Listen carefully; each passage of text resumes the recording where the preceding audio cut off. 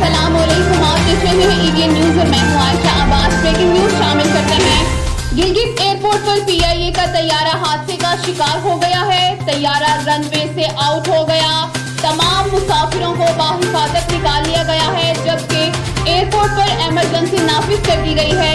ताज़ा तरीन खबर से आपको अपडेट कर रहे हैं। जी, गिलगित एयरपोर्ट पर पीआईए का तैयारा हादसे का शिकार हो गया। तैयारा रनवे से आउट हो गया, जबकि तमाम मुसाफिरों को बाहिफाजत निकाल लिया गया। एयरपोर्ट पर इमरजेंसी नाफिज कर दी गई।